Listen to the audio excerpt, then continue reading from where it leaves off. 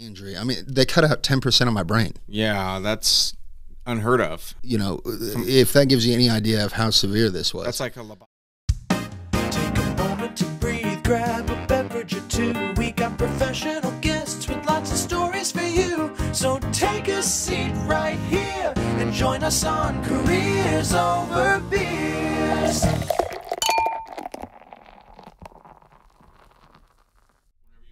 We're already starting it right now. Are we? We are, yeah. Welcome to Careers Over Beers podcast, ladies and gentlemen. I'm back. It's been a long time. Happy New Year. And I hope you're all doing well. Thanks for tuning in and listening. I appreciate it. Starting the new year off with a dear friend of mine, Mr. Chase Kear. A dear friend? Whoa, what? Well, Are you not a dear friend? Well, I don't know. I mean, you never been called a dear friend? I appreciate that. That's a first. Have you never been called a dear friend before? Well, no, not necessarily a dear friend. Smart aleck friend.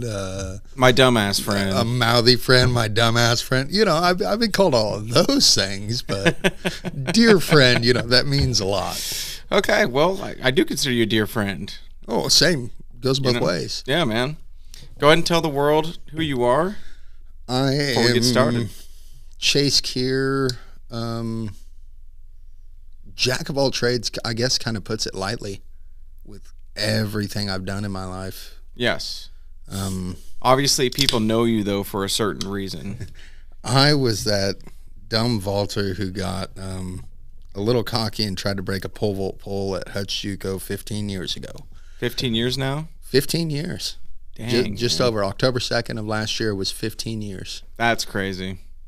And that date kind of, well, it has a dual meaning now. As it were, I married the love of my life 2 years ago on the 13th anniversary of my accident. I don't know about that, 13. But on the Taylor's lucky number. On the 13th.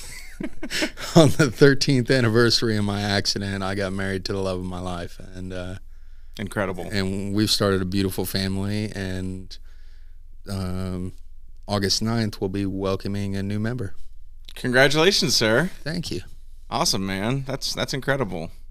But yeah, so back to Hutch JUCO, October 2nd, 2008. I got cocky and decided to try and break a pole. Shot over the pit, landed on my head, cracked my skull from ear to ear, through the temples, lost 10% of my brain tissue, and am here today. Which, according to modern medicine, like today, there's no way. It's not possible that you and I are having a conversation right now. Right. I mean, they were talking vegetable. They were talking. Well, that was it. When I went in, it was more than likely I was just going to die.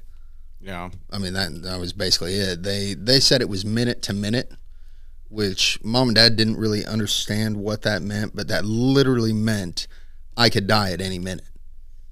I mean, it was that severe. So then I lived through the first night. I made it through the surgery. Everything's good. They thought infection would probably take me 48, 72 hours. I made it. But I'm still not showing Thank God you did, too. I'm still not showing any brain activity, right? You know, I was just basically a comatose vegetable. And no brain activity, 9 days in a coma, 17 in ICU, 2 days in a regular room, and 1 month in a rehab hospital, and I walked through my front door. So all in all, that was how long? 1 month and 19 days.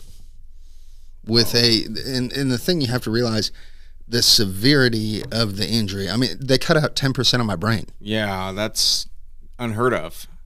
You know, if that gives you any idea of how severe this was. That's like a lobotomy. Well, more or less, yeah. I mean, they probably didn't even remove that much for lobotomies, you know? Yeah, craniotomy. They took out craniotomy. I can't remember what the... I'm not a doctor. Anyways, I did all that, and I wasn't as I am today right away. You know, everything happened slower, so to speak, I guess. You know, I talked a little slower, I walked a lot slower. my balance was just garbage. Yeah. I was walking around like I was hammered drunk all the time. Really? Oh, yeah. Well, I mean, I would have had I not had presence of mind not to. Because, I mean, you think about it, left side of your brain controls the right side of your body. Right side of your brain controls the left side of your body, right? That's what they say. So they cut out 10% of the right side, the right front temporal lobe. And the injury, the lasting injury, if you want to call it that, I don't really consider it lasting at all. But it was more to the left side of my brain. And even today, I notice differences. There's differences. I can feel the difference in my right side and my left side of my body. It was really hard to get used to and adjust to, but after 15 years, I'm pretty much an expert at it. Yeah. It's a way of life now. Yeah. And I don't know if I'd call them lasting effects or not, but I notice things, but they're all little things that aren't there to be noticed by anyone but me, if that makes sense. Yeah. And I deal with some short-term memory issues. Still to this day, that'll get me more than anything. I mean, the occasions are few and far between. But occasionally, I'll have a lapse in short-term memory. I got really good early on. I couldn't remember like family members' names. People I've known literally my entire life, cousins. But you could recognize their face? Oh, I knew who they were, but I couldn't remember their name. So guys became Bud, girls became Babe. Every guy was Bud, every girl was Babe. It's an easy way to get past that, because you walk into a restaurant or a bar, you see somebody that you should know their name. What's up, buddy? Boom. Hey, babe. That is an easy way to get away with it. And if that's really the only thing, like the worst of the worst, like that's unbelievable. More or less, names are still to this day an issue. Like, for example, if we were just meeting and you told me your name was Jesse, we could have a full conversation for like 20 minutes, and the entire time I'm looking at you and repeating your name in my head. Oh, yeah? Jesse. Just telling yourself? Jesse. Trying to lock that face to that name. Wow. That's crazy, man. So yeah, don't forget all your kids' names. That's my job now. I mean, even immediate family, were you having that issue? Not so much like my brothers, my mom, and my dad. Not so much them, but I come from a really large German Catholic family. My mom was the youngest of 12. Mm-hmm. It's a lot of cousins. Yeah, like I'm the bottom of the upper half of 59 grandkids, I think, something like that. I mean, that's hard to keep track of alone. Yeah, without a brain injury. Well, and especially a close family like we are. I mean, I got cousins in other states that I talk to, at random every now and then. Yeah. So I remember you coming back to town. Actually, a month and 19 days after. Surprisingly, with a brain injury, I'm very happy I remember that. You remember coming home? Oh yeah. So we got to backtrack a little bit. I was engaged. Well, not quite yet. I had a girlfriend. Anyways, we're no longer together, but I mean, amicably split. Yeah.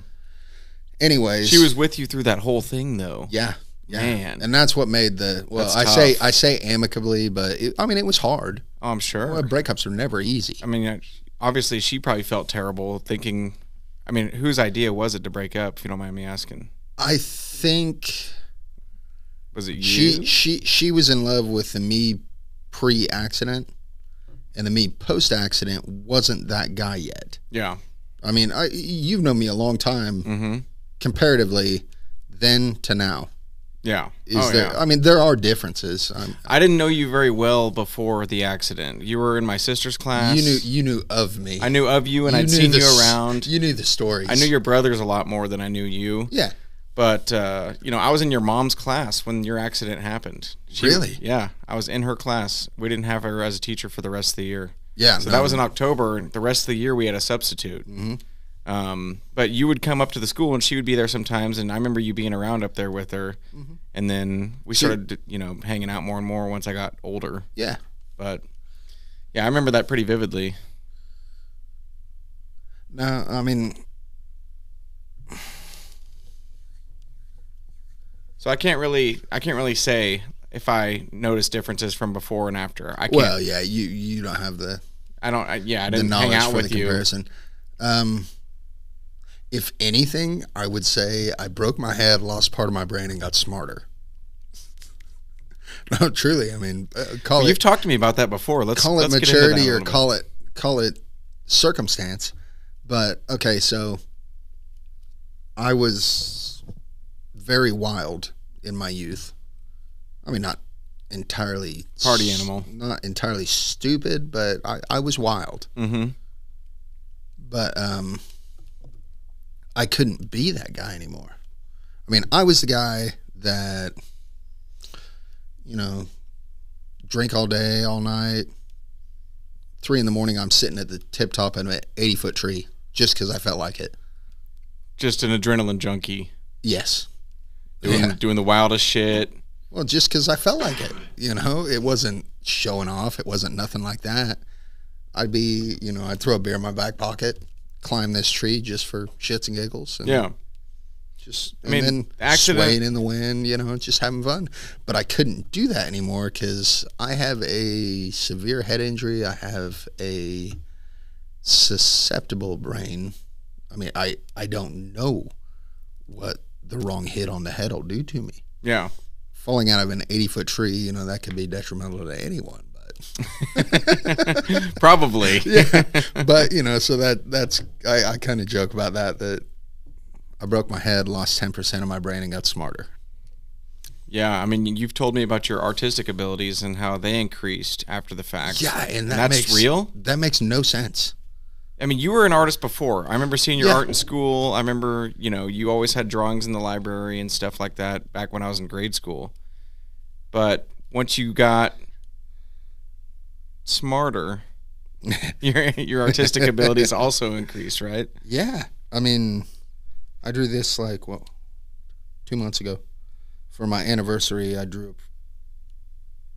If you send that to me, you can I can upload it. Put that on the video so people watching on YouTube can see it. Yeah, I'm just trying to find it right now. So, I mean, even the result, the reason your accident happened was because you were kind of doing something stupid, right? Yes. Or were you doing everything correct? Those are my boys. Oh, man. That's Logan, 15, and Lane when I think he was maybe 6 months old. Wow. Oh, you didn't know this, but... They can't see it very well, probably, but... And that's not even my best. That's not even close. Well, I'll put it up on YouTube. My best, what I consider the best picture I ever drew, to date, I drew it in the keg. It was the very first time I ever drew a picture of Father Kapaun. Yeah. I drew it in the keg, and I timed myself because I wanted to know, how long it would take me. 57 minutes, 6 months out of the hospital. Really? I couldn't even drive yet. I had to walk up to the keg. Couldn't drink, couldn't drive, I couldn't even have caffeine. They didn't let you have caffeine either? No stimulants to the brain whatsoever, or very minimal. You can't get away with no stimulants, but very minimal. No tobacco, no alcohol, the big ones. Mm-hmm. None of it. That's insane. And 57 minutes, and I drew this picture. I'll send you that one. Yeah, send me that one. We'll put that up for everybody on YouTube watching right now. 57 minutes in a bar. It's about the size of this phone. Mm-hmm. And it's hanging in the rectory at Pilsen. It was a portion of a larger picture. Really? Uh-huh. So you're more of just a freestyle drawer? Mm-hmm. And you don't paint, right? I do, but not realistic. Yeah. I do more of the abstract painting stuff. But you're really good at drawing realistic images with a pencil. I'm good with people, honestly. Yeah. Yeah. Well, you mentioned Father Kapaun, so that's a whole nother thing here. I mean, there's That's a deep so dive. many avenues that we could go here. How much time do we have left? We got plenty of time, man. Don't worry about that. Don't worry about that. That was basically your introduction, though. So that's where that's how people know you. Long story short, for everybody listening that doesn't know him, that's how people know him. He's all over the news. You were all over the news back then. You were a miracle. So they found Father Kapaun's body and brought him home. And the week leading up to that, I basically had to take that whole week. Well, I did take that whole week off the work for two reasons. One, his funeral was Wednesday. I gave like three or four interviews in 2 days. And I was also decorating for a wedding because Father Kapaun came home and I got married 2 or 3 days after his funeral. Man, the timing of all that is insane. Yeah. It's like meant to be. You know, I know, it's right? like, it's crazy. It's like destiny almost. Yeah. Wild, man. And that was a huge deal when they found his remains and brought him home because forever he was a Well, Korean. they've been looking for him for like 70 years. Yeah. And they thought he was in Korea because the POWs that quote unquote buried him, the story was that they had hid him so that the Chinese couldn't desecrate his body or couldn't, Yeah. I mean, because they were afraid of him. Yeah, they were mean bastards too. Oh, He was a powerful man. I mean, what he did for everybody. For people listening that don't know, Father Kapaun was a chaplain in the army in the Korean War. And he was a Catholic priest, and he voluntarily, from what I understand, went across the line, got captured to be with his men, and was a POW, right? Yeah, there's actually more to that captured. So they were in the valley. They were in this valley and completely surrounded. 10,000 Chinese all around them. Like, they're smoked. They don't stand a chance.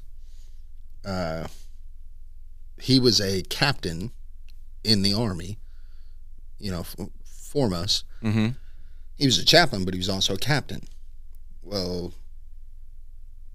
soon enough, he was the ranking officer. And he negotiated the surrender of the men. He saved God knows how many lives. Yeah. Because, I mean, the Chinese, they just mowed him down till there was nobody left. Yeah. And didn't he actually have a chance to leave too? But he decided to be captured. I've heard that. I don't know truth. Yeah, I read a book about it a while back. I've heard that. Yes. Like, he volunteered to be captured with his guys and was a POW, and he ended up dying there. Well, he could have went to the officer in the POW camp. He could have went with the officers to that portion of the camp. Yeah. He said, no, I want to stay with the men. Mm-hmm. And he'd sneak from hut to hut in the middle of the night and just go hut to hut and just pray with men. Yeah. And he would steal food and give it to others, right? Oh, yeah, yeah. They work out in the fields and he'd steal some radishes, stuff them in his pocket, stuff them in his mouth, any way he could get them. For other people, nothing for himself. No. He was one of the most selfless human beings that I've ever heard of or read about. I wish I could be more like him. Oh, yeah. We all should. I mean, he was a true servant, and that's part of the reason why they're considering him for sainthood. Mm-hmm. I guess that's the whole reason. But so you can get into that, too, because you were part of that. Yes. Is he officially a saint yet in the Catholic Church? No, I am not sure where the process is. It takes forever. I know that. Oh, yeah. Well, okay, so the way I tie into everything is, in order to become a saint, you have to have 2 proven legitimate miracles attributed to your name. Yes. Okay. When I got hurt, one of the prayers, I mean, I'm sure you remember praying it. Oh, yeah. It was in at church. The prayer line here at church. I mean, it was prayed every day before every Mass. Single day. Every day before Mass. And, you got the prayer line. You got different prayers you pray for people. Well, the Father Kapaun prayer was like, forgive the insensitivity, but the lost causes, the people on death's door. Mm-hmm. If you were on that prayer, you were at your wit's end. Like, you were on death's door. And so I got put on that one because essentially I was on death's door. Yeah, you were there. Yeah. And at the point in the prayer where you state the intention stated for me was the miraculous recovery of Chase Kear. And it happened. That's the thing a lot of people misconstrue and think that this whole miracle thing is because I lived. It is so much deeper than that. Mm-hmm. You know, that was very, very, very highly unlikely that I would even live, but it was possible. You know, it was still in the deck of cards. You and I talking right now was like is miraculous. 6 million decks away. Yeah. Like not ever even an option. So you're saying they could artificially have kept your body alive, and that wouldn't have been considered necessarily a miracle, even though it was so unlikely you weren't going to survive. But the fact that you and I are sitting here having a bush light on a podcast and you're telling me the story, that's miraculous. Yeah. And that's where the miracle comes in. And that had we not had this whole previous discussion and we're just two guys talking, drinking beer, no one would know. Nobody would have a clue. You can't even see it on your head. Maybe if you shave it, right? Huh? Maybe if you shave it. Yeah. I've thought about it, but then I think better of that. And for people listening, like when he was first, I've seen pictures of you in the hospital. There was literally there's a dent hole in his skull. A dent in my head. A divot. I'll put a picture of that up there right now, too, for everybody watching. Yeah. Literally a divot. It was like deep, too. They cut, what they did, they cut basically a third of my skull is gone. And there's a plate there now, right? There's a ceramic plate there now. So, okay, so when it comes to that surgery, yeah, I mean, it might take an hour-ish, maybe 2. Typically, when they do that surgery, they'll remove the skull and they'll sew it into the abdomen to keep the bone alive so that when the time's right and everything's good, they can just pull it out and plug it back in, right? No plate, no more money, all that. There was so little hope for me that it wasn't worth the extra effort to sew it into my abdomen. They just tossed it. Wow. They cut that chunk of my skull out and tossed it because I wasn't going to live. So what's the point in doing that extra bit? That's crazy. And that sounds like I'm knocking the doctors. That's not the way it's meant to sound. I mean, I understand. It wasn't their highest priority to put that bone back in there. Yeah. Yeah.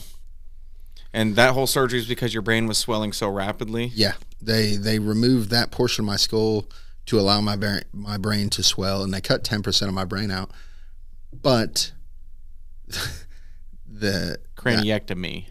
Is that what it is? Yeah. Yeah. We got Nurse Marsh over there on the cameras, and that's what he said it is. Craniectomy. So he Nurse Marsh, you understand, right? Yeah. He knows what you're talking about, yeah. Yeah. But, I mean, even the doctors, I've heard the doctors tell their side of the story, too, and all the people taking care of you, and they said that there's no way you should have survived that. Okay, so, for example, you can Google this. It's on YouTube. I think this one's on YouTube, 2020. It was an interview I did on 2020, I believe, and they interviewed my neurosurgeon, Dr. Raymond Grunmeyer. Very, very good man. But not religious, not necessarily an outspoken atheist. Just not anti-God or anything, just not religious in any way. And for someone like that to say the word miracle on 2020, what does that tell you about this whole thing that happened? Yeah, I mean, for it to be considered, it is considered a miracle by the church now, right? I haven't. It's still under review. I haven't received any confirmation that they yay or nayed me as one of the miracles, but the part of the reason that they are considering it, and it's still up at the Vatican probably, is because they investigate this pretty hardcore. The church doesn't just call anything a miracle. The church actually more plays devil's advocate. They're skeptical. They're talking to the best neurologically medical minds in the world. Yeah, and from what I understand, everybody testified to the church that yours was miraculous. To my knowledge, yeah. I mean, they haven't found any reason not to. Yeah. I mean, I haven't heard that they said, no, he's not a miracle. Yeah. Which I'd probably get that news before I. Right. And you've done some, I mean, you said your neurosurgeon was on 2020. What's the coolest interviews that you've been part of? Okay, so 2020 was pretty cool. They flew me out to New York City. It was my first time ever on an airplane. Really? Yeah, which was awesome because it was like a late night flight, so it was really empty airplane. And at that time, it was still early enough, and that's when I realized how many people, like how popular this had become, you know, in the news. And the Associated Press had done a story that went around the world. I mean, they knew my name in other countries, and it hadn't hit me yet until that airplane ride, because I was sitting there in my seat, and I had a seat all to myself. You know, I'm just chilling, playing around on my phone, and this one flight attendant kept walking by, and she looked at me real hard every time.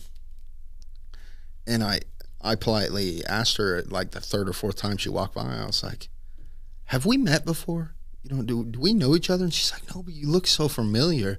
Like, were you on the news? Well, yeah, I was. So I got to talking to her, and she's like, oh my God, I can't believe you're on this flight. She's like, will you come sit with us in the back? I mean, there's really nothing for us to do anymore. We served all the food, you know, whatever. So I sat in the back of the plane with the flight attendants and drank beer the whole flight. That's awesome. And then that moment you're like, whoa, like people. And that's when it hit me, like how real this was. I mean, you guys went to the White House, didn't you? Yeah, that was later. But Father Kapaun got the posthumous Medal of Honor. Me and my family got the invite. I was media away from President Obama. Really? Uh-huh. You didn't actually shake his hand, though? No. And that was more, I mean, you get a chance to shake the president's hand, and it kind of freaks you out. It'd be weird. It'd be surreal seeing that. A little bit. I mean, yeah. It's kind of like, I'm just some small-town kid. Like, how am I here? That shows you how much credit they put into the miraculous part of the story, though. The fact that the White House invited you up there for his Medal of Honor. The Secretary of Defense introduced me to the nation. Crazy, man. That shows the legitimacy of it, you know? I mean, had me stand up in front of cameras, and I bet there were probably maybe 100 people in the audience. Mm-hmm. Brief overview of my story, said my name, asked me to stand up. I stood up, I was like, man, I don't know what to do with my hands. That'd be so weird. I didn't. Yeah. I stood there like I put my hands in my pockets because I didn't know what to do. Yeah. Wow, man, that's insane. Where else do we want to go here? I guess like the accident itself is something I did want to talk about. That's fine. How much of that do you remember? All of it. All of it. Up until feeling my skull and feeling it move and passing out. You remember feeling your head after you hit? Uh-huh. Really? Mm-hmm. So, okay, we'll go into this. So, first day of practice, we could actually use the poles. I mean, we've been practicing for like a month, but it wasn't until October 1st we could use the poles and actually get off the ground and actually vault. So, naturally, us being cocky pole vaulters, we decided we were going to have a competition, see who had bragging rights. I won. 15.7 jump on a pole I'd never used before. I mean, I worked hard all summer to get ready because I did not, in my mind, perform really at all. I mean, I went to indoor nationals my freshman year. I didn't perform well. I was not happy with myself. So that summer I worked really hard. First day of practice, I'm number one on the team, you know. But that's first day of practice. A lot can change, right? Second day of practice, I'm talking mad trash, right? Because why not? I'm the best. Mm-hmm. I won. I got bragging rights. I'm gonna capitalize on this for at least today. My buddy Ben's like, man, you can't talk trash. You never even broke a pole. At a certain level, breaking a pole, you want to break a pole, but you want to break it for the right reason. And it's the lunacy of pole vaulters. I didn't even know that's a thing. Like, it's the lunacy of pole vaulters. You want that. So the point is to bend the pole so much that it snaps? can't handle the force you're putting into it, and it breaks. But well, obviously it's pretty dangerous. But essentially, a jump that is too good for the pole to handle. That's what I was going for. Okay. Right. So I grabbed a pole. I used my whole freshman year. I mean, it was still within my weight class, my weight requirements. I was like, I'll break this right now. Ran down the runway, full speed, all my power, all my strength. And I hit the jump, and most poles, whoops, damn cords. Most poles break, at that angle. My pole was like in half. When I inverted, my head was 1.5 feet off the ground. Poles don't do that. That doesn't happen. At least it shouldn't. Your head was 1.5 feet off the ground behind you when you bent it down? I mean, when you vault, you jump off the ground and you swing upside down. And then that pole flings you over. And then that pole flings you over, so that initial hitting, you're running full speed and you're hitting a brick wall. So when you break the pole, you're not supposed to go over, right? No, you're supposed to fall down. You just run at it, snap, and you fall over. Well, best case scenario. A lot of people have been hurt from broken poles. Yeah, I can imagine. Yeah. I mean, because when it breaks, you don't know what's going to happen. So that pole didn't snap. So that pole didn't snap. And because it flexed so funny, it reacted funny. And most poles, you hit that brick wall and the pole bends and then it unfurls as you're going up and it just shoots you up, right? I had so much forward momentum that I was still going forward as the pole is coming up. And it ended up, when it shot me out more than up. And I went all the way over the backside of the landing pit and about mid-butt down, hit the mat, turned to land on my back, good proper form. About mid-butt down, hit the mat, and it whiplashed my head into the ground. So your butt actually hit the mat. Mm-hmm. And then it just flung you back? Like snapped me back. So and my head hit the ground on the backside of the landing pad and split my skull from ear to ear. Man. Now, when I hit the ground, I saw, when you hit your head real hard, you see stars. You see that white flash, right? So I saw that, and I kind of rolled over, and I was like, oh, man, that hurt. Damn it. And I felt right here, and it moved. Oh, my God. And the last thought that went through my head was, oh, shit. Holy shit. And then just darkness. So it split from your ear to ear? Yep, across the front? Across the front, through the temples. So basically, I cracked my head in half. So you could have lifted up on the front, probably. Mm-hmm. So but it didn't break the skin at all. You feel right here, and you feel your skull move. Uh-huh. I didn't know that you felt anything or were conscious even after you hit. Did you go over the bar? For at least there was no bar. There was no bar. No, I was just jumping. Holy shit! I was just having fun. So you knew it was bad. Yes. And then that's it. What's the next thing that you remember? So that's the point when things get weird. There was no sense of time. I don't know. I could hear people, crying and telling me goodbye and stay strong and fight. And you're so strong. You'll be okay. You'll be okay. You can beat this. All that stuff, positive stuff. And then people crying, and I hear my mom crying, and my brothers, and was that all real? And I don't know how it. I don't know if it was. I don't know how it couldn't be. But I was in a coma for 9 days, and I think that is the time frame we're kind of talking, because eventually, I thought it was a really bad dream. I just couldn't wake up from, right? But then it switched to a different dream. Back to that one. Different dream. Back to that one. Different dream. Back to that one. And then after like 3 or 4 times, I started to realize I'm messed up. There's something wrong. I have no idea what's going on. I'm trapped in just this black box. So you were conscious. I can't do anything. I can't move. I can't feel anything. I can't do anything. What is going on? How do I wake up? I gotta wake up. And then everything, like the whole waking up idea, got kicked into high gear when my dad got down into my ear. And at that point, I wasn't showing any brain activity. They were talking about pulling the plug. Talked to mom and dad about that. Dad got down in my ear and said, I know you're in there. I know you can hear me. You have to give us a sign.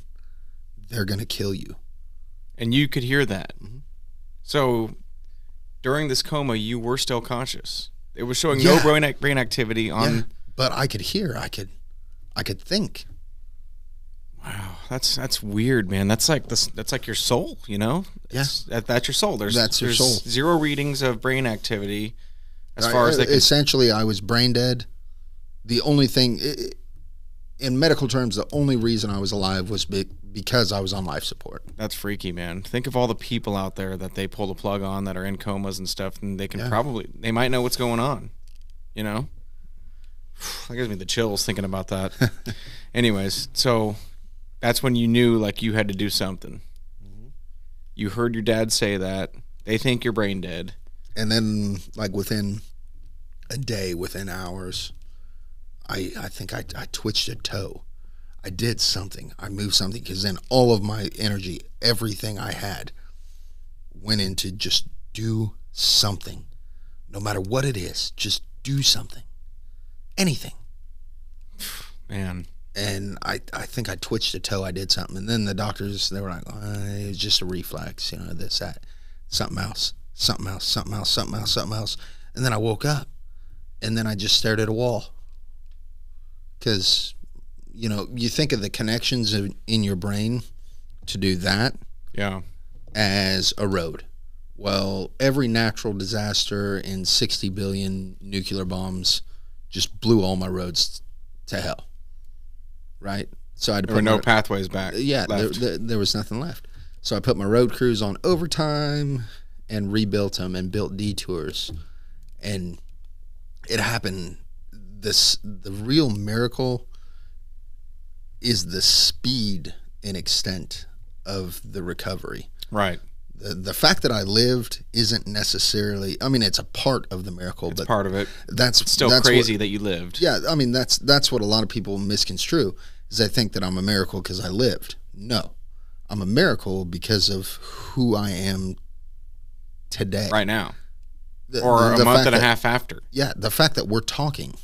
The fact that you walked home a month and a half later when they were thinking about pulling the plug on you. Yeah. And that it happened that fast. Like, even when I entered the rehab hospital, and I say rehab hospital, I had to relearn how to walk, how to talk, how to eat, I had to relearn everything. So you wake up and you're staring at this wall.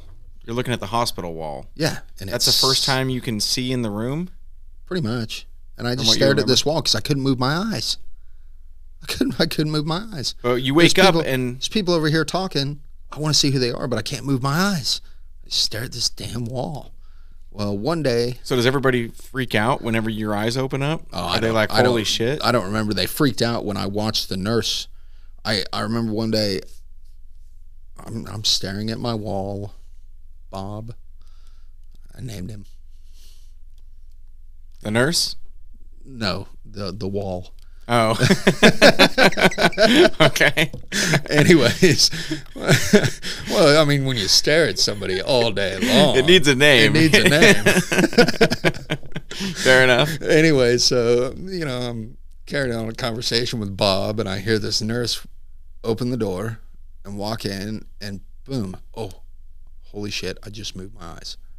And I watched her as she walked across the room, and there was another nurse in the room, and she saw that and was like, oh my God. And oh, wow. And that's when things started going crazy. That's when things started happening. I tried to there was a nurse doing a sonogram on my arm at one point to check for blood clots and whatnot, because I'm laying around not moving for 17 days. Nurse is doing a sonogram on my arm, and in my weakened condition, I reached over with my other arm and tried to grab her and push her away. Really? I think I was trying to sleep. Do you remember that? Vaguely.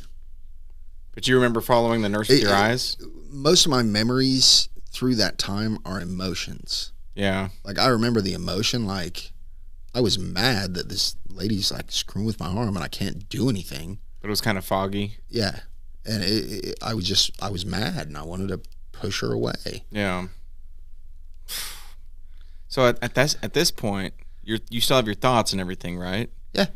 Are you do you know that you're in a crazy situation? No. Like nobody told me what happened. The day it's funny because I say the day my dad told me, like, what happened, like, I looked in the mirror and I saw this massive dent in my head. And I was like... The first time you saw that? I was like, what happened? That would have been... Dad told me and I laughed at him. Because I was a good pole vaulter. Things like that don't happen to guys like me. So at this point, you didn't really remember the accident itself? No. You were just not at that time. But, and so the memory of the jump itself actually came back in kind of segments, but all of which have been confirmed from the people who were there that day that knew details that no one else would know that I told them. Yeah. So yeah. I know they're real memories because they've been confirmed by the people who witnessed everything. Man, but that had to have been so freaky and weird, just looking in the mirror for the first time and seeing that piece of your skull missing. Well, and that happened every day for like a week. 51st day, it's 10-second Tom.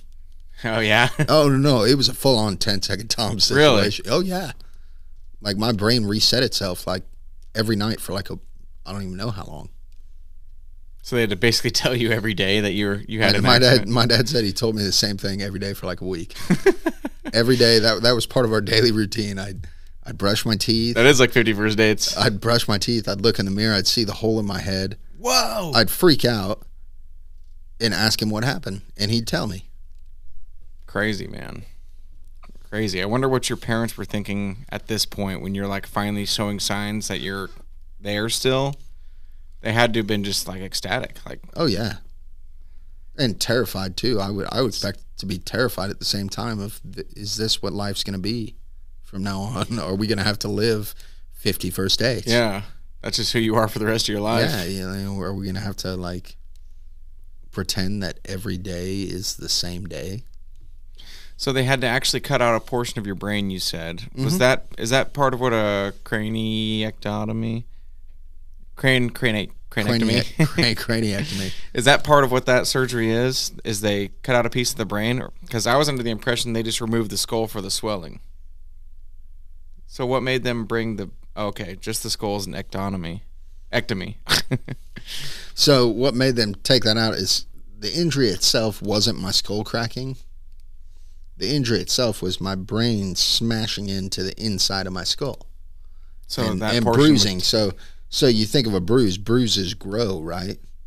Well, a bruise on your brain is essentially dead tissue, right? So you don't want that dead tissue to grow because then you're losing more brain tissue. So basically, they cut the bruise out. They just cut it out. So that's probably like last resort type thing then, isn't it? Yeah. Because they don't know what damages they're doing at that point if you're cutting pieces of brain out. Yeah. Oh, man. Just a crazy story. I've heard other stories, though, about how crazy the brain is itself at repairing and, like, adjusting. Some people have had some crazy shit happen to them, and the brain has adjusted in certain ways. Like in your case, your brain had to figure out a different way to do things now. Yeah. And it did. Well, I mean, they say we only use, 10% of our brain? Yeah, I don't know about that, though. I don't either. Well, I joke around that, they cut 10% out, so I just found an extra couple percent laying around. Maybe they cut out 10% you weren't using. Yeah. I joke around that they cut the stupid out of me. They got the stupid portion out. Yeah, they cut the wild child stupid portion of me out. And that didn't affect any of your long-term, like your memories before the accident? Like no. Like and when you were a kid, they were really surprised about that. My memory before the accident up until about the year prior, that gets a little hazy. There's a whole 2 to 2.5 year period of my life that's kind of hazy. Mm-hmm. Like there's memories there, but there's no real time frame. Yeah. I mean, basically judge it by the seasons. Mm-hmm. You know, that's it. It happened in the summertime.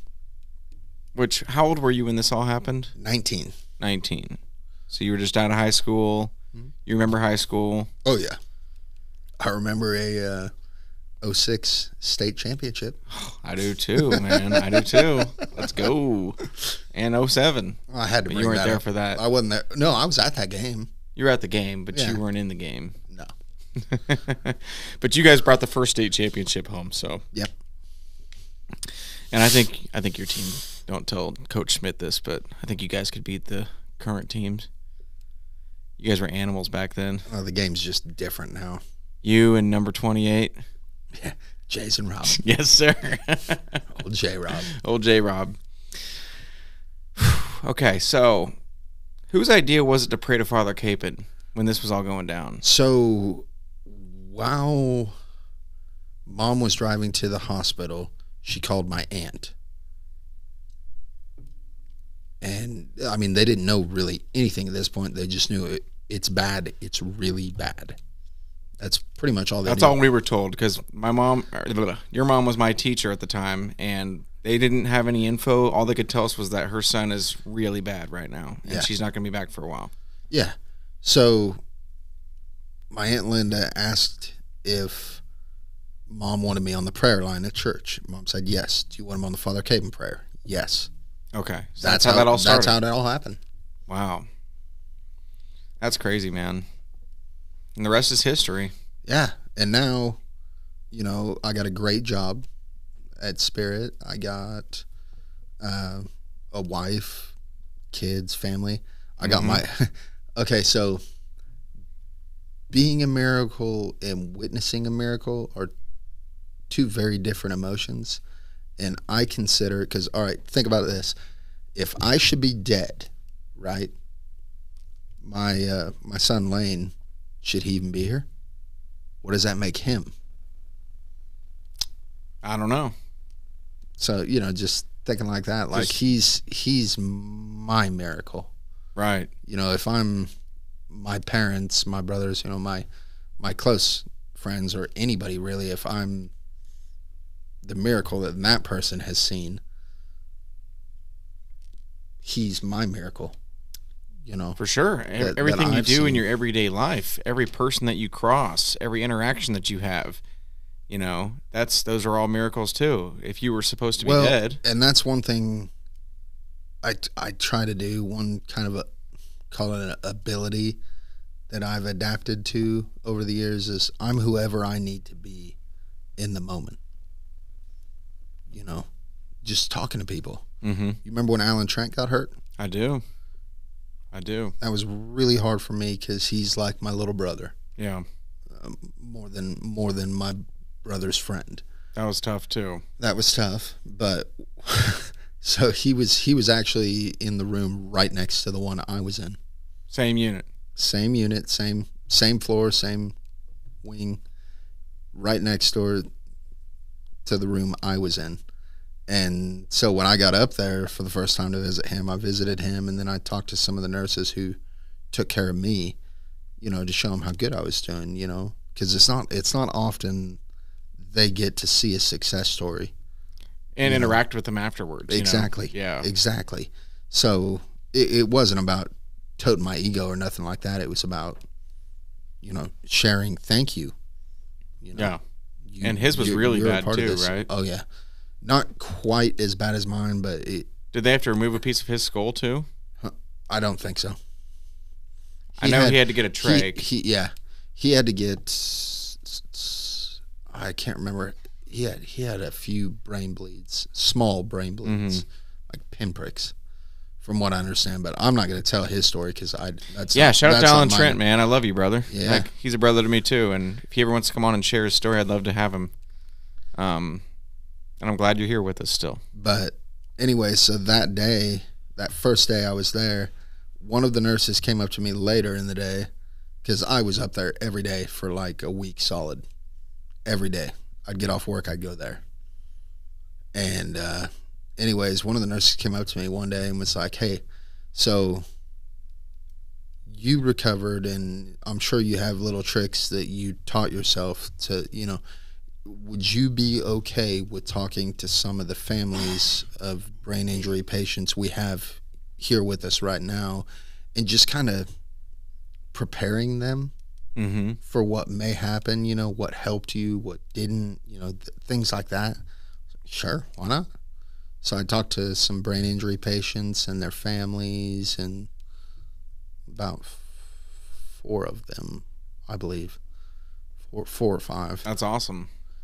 So then that's what I mean by being who I need to be in the moment. Was that the first time that you realized you could do that for a living too? Because you also do speaking events and stuff, right? Oh, yeah. Well, I told you where I was last August, didn't I? I don't think so. I didn't? You'll enjoy this. Where were you? West Point Military Academy. Oh, yeah? I gave a speech at West Point Military Academy. That's crazy, man. Yeah, that was a beautiful weekend. Yeah.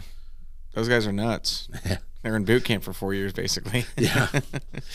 That's awesome, man. So you're still doing events and booking things around the country to speak to people. Well, people call, I answer. Yeah. I do what I have to do. And, yeah, all over the country. Do you have somebody that helps you schedule and reach out to these people, or do you just wait for them to call you? When they call, I answer. Really? Yeah. That's a whole nother career. Like, I know this is Careers Over Beers, but yeah, that's like your main career. I would consider that like that's the one that gives me the most fulfillment, the most. Yeah, definitely. And it doesn't really pay anything. Well, I can't say that because let's say I went up to New York State a couple times, 3 times. I've been up there, 2020, and then I gave a speech at a church there, and then I gave a speech at West Point, and all 3 trips were paid for in full. Oh yeah. So that's airfare, that's free vacation hotel, almost. When I went up to for 2020, they put us up in a 4-star hotel, flew us out there, put us up in a 4-star hotel on Manhattan Island. We were like blocks from Can't everything. complain about that. Yeah, that was an awesome vacation. Do you get into the whole accident itself and all that stuff and all those details that you shared with us when you do those? If they ask, this is a lot different than an interview. Yeah. And one thing about interviewing on TV or radio or anything, typically the story's already written, and like they have their points that they want to grab, and it's the reporter's job to lead you in that direction. So I actually irritate a lot of reporters because I don't. You don't follow their script? No, I don't. Good, man. Screw that. I don't. That's stupid. I don't follow the script. This is the best format right here. I get the story out that I want. And that's how it should be. Yeah. You're the one that went through the accident. They can try to spin it however they want and get whatever out of you they want to because at the end of the day, they're trying to sell views, right? Yeah. But this is important for you to actually tell your entire side of the story and like all the little details that everybody wants to know about. Yeah. Because I don't know if many people know these details. You know what I'm saying? Well, and the fact that the artistic ability, so the part of the brain they cut out, like that artistic ability, according to modern medicine, is no longer in my body. Because that's where the artistic ability comes from? Is that part of it? Part of it? A lot of like fine motor skills. Like the frontal cortex, I know, is a lot of like your creativity and social skills and stuff like that. And it also deals with like fine motor skills, like writing, drawing. So they cut 10% of that. Well, I don't even know.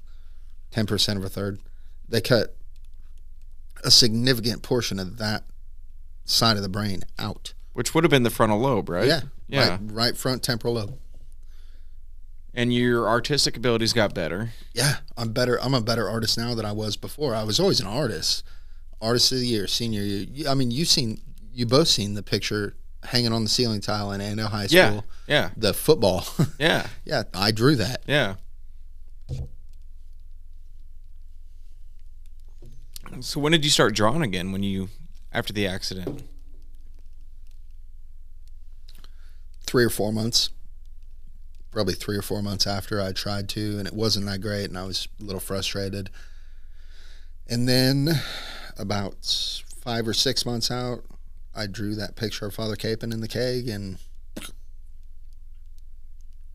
ever since, everything's been pretty good. Well, what's the biggest thing that's changed, you think, from before and after? Is there something that sticks out that bothers you every day, or is it just all small little things that only you really notice? It's all small little things, more irritations. Yeah. You know, there's not, I can't really pinpoint any one big thing. Yeah. I mean, there's nothing, anybody that meets you, there's no way they would ever know. No. You know? Well, I've been working at the Jumpstart for like 3 months now. Yeah. And one of the girls I work with her almost every day. And she just found out last week. Really? Yeah. Is she a lot younger? No, same age. No? Really? Say, man, you're getting kind of old. All these younger kids, they might not remember.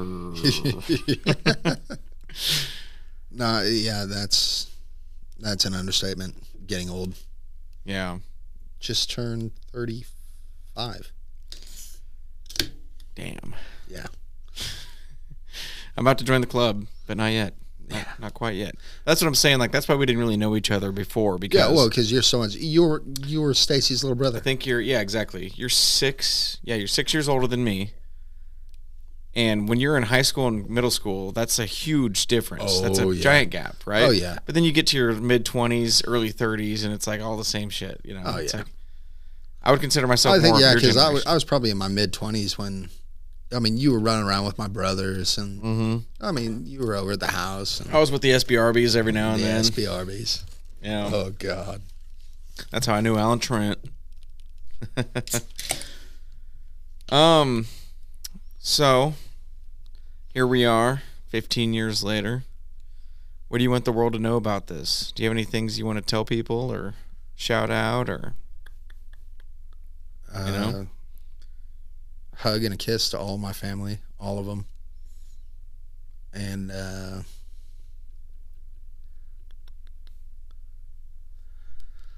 one thing, you know, I went through some really, I mean, it all sounds good and everything, but I mean, this has been a journey. I went through some really, really, really low points in all of this. You want to get into that at all? Or you want to breeze over that? I mean, we can breeze over it. I mean, like depression-wise? Or? Yeah, I dealt with depression for a while. Well, for example, okay, so I get hurt October 2nd, 2008. I got out of the hospital November 21st, 2008. I got the plate put in my head December 17th, 2008. And I asked my girlfriend at that time to marry me. She said yes.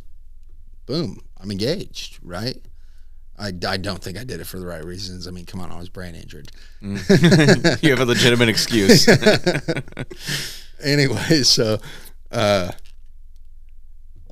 she left me on April 5th, 2009.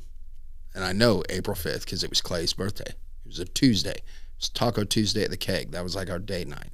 Mm-hmm. And that, like, destroyed me. Yeah. For a short time. I mean, you're fresh off the injury. It's a miracle you're walking around. Well, and I'm not, at that time, I'm more, it's kind of weird. Like, I could think like I think now, but emotionally, I was more like a kid, you know, emotionally. So it just kind of threw you into a tantrum and a depression, and yeah, and it got really bad. That's a really tough thing to deal with. This person that's been with you by your side through all this crazy, miraculous injury and recovery, and all of a sudden, cut off. Well, and you know where I'm at now shows you where life can take you if you let it, right? Because had I married her, I mean, I don't know. We might have had a great life. We might have had a horrible life. We might have made it a year and got divorced. I don't know. That's not for me to say. But I wouldn't have the beautiful, amazing life I have now. Right. Had she not made the call she did. So in a sense, I thank her for, we weren't ready to get married. We weren't. And she made that hard call when I wasn't ready to, Had it been tough for her to make that call. Yeah. I can't even imagine. And there's no hard feelings there. Yeah. None. Have you spoken to her at all after that? Yeah. Actually, a mutual friend of ours got married like 10 years ago. And we both happened to be at the wedding. You talked to her? Oh, yeah. Yeah. Crazy, and man. It was good. I mean, it was the first time we talked in like 5 or 6 years. Yeah. But I mean, it was just fine. It was like, just normal. Yeah, I mean, that's an important lesson to learn, I guess. That if I could give any piece of advice, it'd be just like Dory on Finding Nemo. Just keep swimming. Don't stop. Yeah. You haven't seen the best this life can give. You haven't seen the worst. No matter how bad it gets, you still haven't seen the worst. Yeah. But you by no means have seen the best, and there's always something better. That's awesome, man. Just keep swimming. I love it, bro. And I'm so glad you're here, and I love you, and I want you to know that. And you've been a blessing in my life. We have a lot of good times together. Still we do. We do. Are right now. And the rest of the community is glad to have you here too. I want to give a thank you to the whole, I could almost say the world. Yeah. To the, more importantly, the Colwich community for helping my family through the most challenging times ever that anybody could imagine. Yeah. Yeah. That's the importance of having a tight-knit community like this, and you really see it shine in moments like yours where literally everybody came together, and that's all we talked about, prayed about for months. Well, that day I came home, like, I little known fact, I broke my back when I hit my head. So I didn't even know that. They didn't know it was broken until it was pretty much already healed. Like 2 months out of the hospital. They weren't worried about your back. No, they weren't worried about my back. So I wasn't showing any signs of paralysis. It was just broken back. So it didn't heal straight, and that's kind of an issue. Sometimes cold weather sucks. Yeah. Yeah. But anyway, so I'm laying down in the backseat of Mom and Dad's truck, and we pull into town, and Mom and Dad are like, oh my God. And my fiance, I was kind of laying my head on her lap. She's like, you need to sit up. And I'm like, it hurts. She's like, no, you need to sit up. And we drove all around, all through town. And there's people out in their front yards in lawn chairs and like a full-on welcoming community. I remember it. I was there. And people raising beers to me. Yep. And, and I'm like, what is going on? Because I still don't get it yet. Yeah. And then I get to my front yard, to my mom and dad's house, and there's like 6 camera crews and so many people in the yard. I couldn't hardly walk through it. And the only thing I saw was the Hutch track bus. The whole track team, that was their practice that day. They came and welcomed me home. Yeah. And that's when it kind of clicked for you? Well, sort of. Or were you still a little bit confused? I was still very confused. Like, everybody's partying in Colwich today. I mean, I knew they were there for me, but I still didn't know. I didn't fully grasp the impact that I had on so many people. Yeah. Yeah, you didn't understand that we were in church praying for you every single day. No, I didn't know anything about that. Yeah. And I didn't know anything about Father Kapaun what was going on with that. I didn't know any of that. I knew I cracked my head, I messed myself up, and I had to get better. That's all I knew. Yeah. Just simple. And that's more like for me, I had to get better for me. Yeah.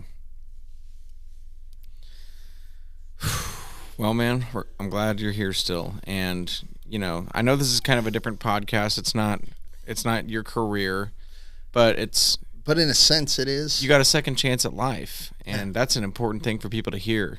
Well, I take it very seriously, sharing this story. Yeah. Right. I would almost consider that like. I would consider that your sole purpose. To an extent, a career. Yeah. Yeah. You know, and I mean, I've never taken it on the road or anything like that. Like I say, people call, I'll answer. Even though you probably could, you know. I probably could. And Mom and Dad and I talked about it a long time ago. Mm-hmm. But it just wasn't right. You know, I wanted to go back to school. I wanted to get my college degrees. I have 3 of them now, by the way. All achieved. 3 degrees? I have 3 degrees achieved post brain injury. Damn, dude. Yeah. That's 3 times what I have, and I don't have any brain injuries. But you got experience. I've been in school for 10 years, if that counts for anything. Hey, I did the same thing. I mean, technically, we should both be doctors. We should be. Cheers to that. I gotta ask, have you ever pole vaulted since? Multiple times. Multiple times. Yes, actually, competitively twice. First time I ever pole vaulted competitively post injury, I actually made the award stand. Was it crazy the first time you did it?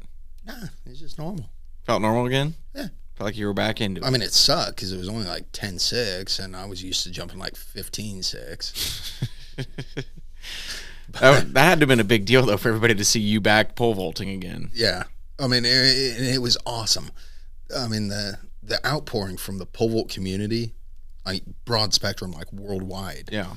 Pole vault community, the outpouring, that's been one of the most amazing things about this whole journey. Yeah. You know, Jan Johnson, former world record holder, Olympic medalist. He's a good friend. He's a good friend of yours? Yeah, I got his number in my phone. No way. I talked to him like 6 weeks ago. You should get that guy on the podcast. That'd be a fun interview. I don't. That would be a fun interview. You can come back on with him, dual guest. He's a very fun guy. He is.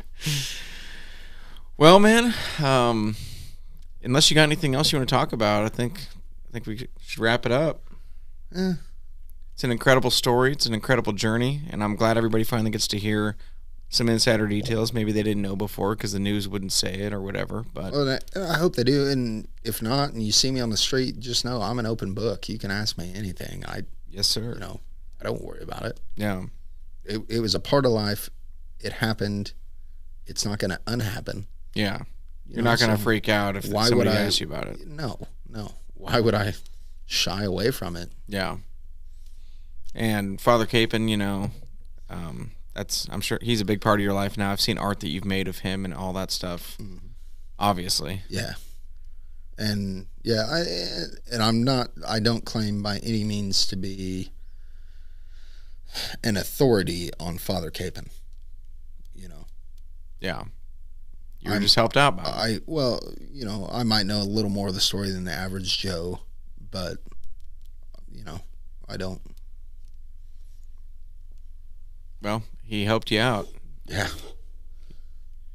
And he's a servant of God. For anybody that doesn't know about him, it wouldn't hurt to look into it because he has a very interesting life story. It's crazy. Yeah, whether you're religious or not. I mean, there's a whole religious twist to that, but whether you're religious or not, I mean, it is a very good story. Yeah. I mean, he was an amazing person. Speaking of religious, real quick, you never actually died, right? Did you flatline? I've heard that I did. Do you have any memories of like being in heaven or meeting any? That one, yeah. I can't believe we glazed over that. We glazed over that part. So tell me about that. I don't know when this happened. Like time frame, you know, it could have happened in an 1/8 of a 1/10 of a split second, right after I hit my head. But it felt like months. You know, I was just all of a sudden just sitting on this beach. Sun's shining, weather's beautiful, waves are rolling in, me, palm tree chair, beach. Where's everybody at? I'm ready to party. That's what's going. It seemed like you were there for months. I don't know. There was no sense of time at all. But you remember being on the beach. I was on the beach, and then this girl I knew in high school came walking on the beach, and we were talking. She was like my best friend all through high school of all the girls in our class, and we were just talking, walking hand in hand, like the good old days. And she let me go, and then I'm floating through the clouds, and I see this. So you talk about seeing the light, right? Mm-hmm. It's not, when you say you saw the light, a lot of times you think focused light, and light at the end of the tunnel. Yeah, right? Like a whole Yeah. tunnel you're looking at. Yeah. No. It's not, at least for me, it wasn't like that. It was more like really, really, really like indescribably bright ahead of me. And it was more like I was floating through clouds, like 20 feet ahead of me, the clouds were just parting. It was just really bright ahead of me. And then I'm just floating and floating and floating and floating and floating and floating. And then hands on my back stood me up. I turned around, there's nobody there. This is a little weird. And then I saw the gates. And there's no top to heaven's gates as far as you can see. You actually saw gates? Uh-huh. Bars, gold bars about that big around. About 2 hands. And you think that was the entrance to heaven? Had to be. What else could it be? And I walked up there, and I say that because my grandpa died 6 months and 1 day before I got hurt. And he and I grew pretty close right toward the end of his life. And he was standing on the other side of these gates. And that's when it hit me. I was like, where am I? He's like, where do you think you are? I was like, kind of young. I don't know whether or not to say that sucks or that's awesome. And he said, nah, it's all right. You're not coming in. And then I got really scared. I was like, am I going the other way, am I? He's like, no, you're going home. They need you at home. You look at everything going on with the Catholic Church right now, with just everything, this interview, right? You look at everything going on in my life right now. They need you at home. That's one of the biggest reasons that phrase sounds in my head so often, especially in sharing my story. That's crazy. And then I turned around and I walked a little bit. I tried to plead my case to stay with my grandpa. He wasn't having it. He's like, go home. But you knew he was dead when you were meeting him still? Oh yeah, he died like 6 months before I got hurt. That's how. That's how. At that point, you're. I know I'm in heaven, and so I turned around and I walked a couple steps, and the smart aleck in me won out, and I turned back around. I said to Grandpa, he said, "What?" I said, "Is there beer in heaven?" That old country song popped into my head. In heaven, there is no beer. Yeah. And he laughed and laughed. Are there bush lattes behind those bars? Gotta love a latte. Gotta love a latte. That's crazy. I didn't even know any of this. Really? No, I had heard that you'd been on the beach. Like you remember being on the beach, but I didn't know that you had interactions and saw. I mean, that makes sense because this is something I've kind of kept to myself for a very long time. I only recently, the first time I ever said this in a speech was at West Point back in August. Really? Yeah. But it's something I feel comfortable sharing now, I guess. That why should I hold on to this for myself if I can share it with other people?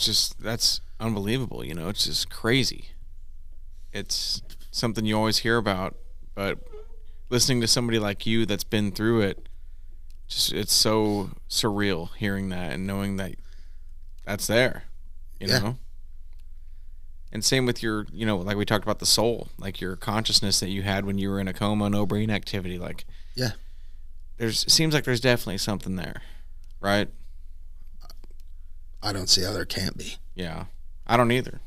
Unless your brain's making all that shit up on its own, but if they're not showing any activity, any signs of life, and you're still experiencing all this stuff, I don't see how it's not real. Yeah.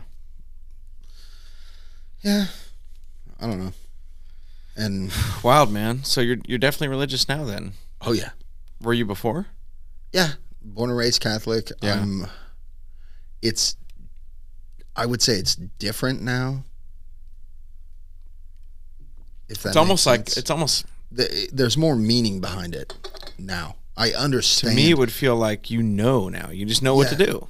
Like beforehand, it's always don't know what to do. everybody's questioning. Yeah, you're questioning your faith, you're questioning, all of that. Well, I know the truth now. I know it's real. And it just changes the way you look at church, the way you read the Bible, Yeah. the stories, the way you analyze what you hear. It just I can't articulate, I can't explain. It's just different. Yeah. It's probably better Oh, in yeah. that regard. Oh, yes. Not bad different by any means. Yeah. Well, Chase, thanks for sharing all this, man. I really appreciate it. It's a crazy story and it's something people need to know about. Do you have anything else you want to say to anybody, or any last words, or where they can find you if they want to book you for events? I'm not too hard to find, honestly.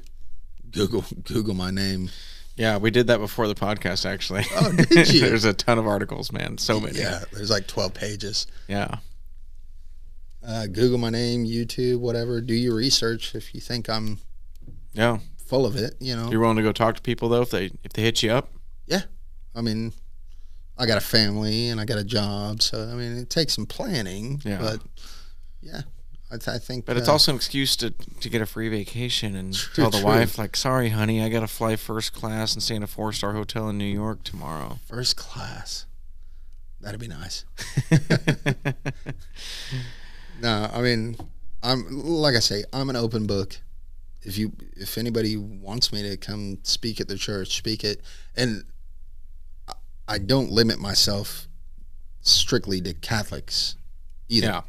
I mean, I've talked to various groups of people all over the U.S. Yeah.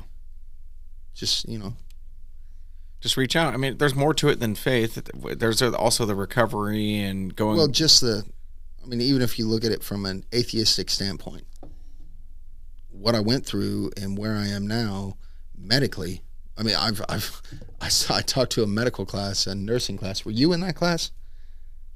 No, it was Lucas Hine, Abby Ungles, and Ethan Ungles, and Jessica Leese. They had to give some sort of presentation and asked me if I'd come speak with them. Mm-hmm. Heck yeah. Well, yeah, because there's a whole other side to it too. Even if you're not religious, like you said, when you would talk to hospital patients or their family members or anybody. Well, I mean, that was more counseling than anything. Exactly. Yeah. Yeah. It's a little something to give people hope. Yeah. And give them tips maybe. Well, if you and have that's all I don't try to be a religious symbol. I don't try to be anything. I just try to be the best guy I can be. Mm-hmm. And like I say, I'm whoever I need to be in that moment. Bless people with your presence. I guess you could put it that Every way. interaction that you have is miraculous, like you said. Anybody you talk to, anything you do for anybody, that's all part of the story now, because that shouldn't have existed, technically. True. Yeah. Wow. I hadn't thought of it that way. Yeah, it's the butterfly effect, man. It's a real thing. It's a real thing. All the ripples that you cause in your life just in by the water. doing everyday things. You smile at somebody in the morning, you might have saved their life. They might have gone and killed themselves that day. That's a good point. But yeah, I mean, and like I say, I'm an open book. There's really not much I won't talk about. Yeah. Well, let's talk about how the moon landing was fake. No, I'm kidding. Do you have anything else you want to talk about, or you want to shut her down? I want to wish Lane a very happy birthday. My youngest turned a year old today. Happy birthday, Lane. Or Bud. Or Bud. I won't forget that name. 1 year. 1 year. And now you got another on the way. And then It's exciting. 14 more to follow. Like a good Catholic. Right. Stephanie, I want to make a point that Jesse said that, not me. Hey, there could be a couple twins and triplets in that mix. You don't know. Dude. Well, Chase, thank you, brother. I appreciate it, and I love you, and I'm glad you're here. And thanks for sharing your story. To anybody that wants to reach him, I'll put all of his info in the description. You can find him, Google his name, ask him to come speak. Just call him up to talk, whatever you want to do. Honestly, Facebook Messenger works pretty good. Yep. I monitor that Okay. pretty Find him good. on Basically, Facebook. the only reason I have a Facebook anymore is for stuff like this. Yeah. So find him on Messenger, folks. And funny memes and videos, you know. Gotta have the memes. Well, and occasionally late at night go down a rabbit hole. But, you know, Conspiracy rabbit hole. yeah. All right, Chase. Thank you, sir. Yeah. Hopefully I didn't screw it up. You did fantastic, man. God, I hope I didn't It was great. just bomb your It was podcast. fantastic. Just bombed his podcast. Share it and like and subscribe. Thanks, everybody. See ya. Bye-bye. Cheers, sir. We didn't cheers yet.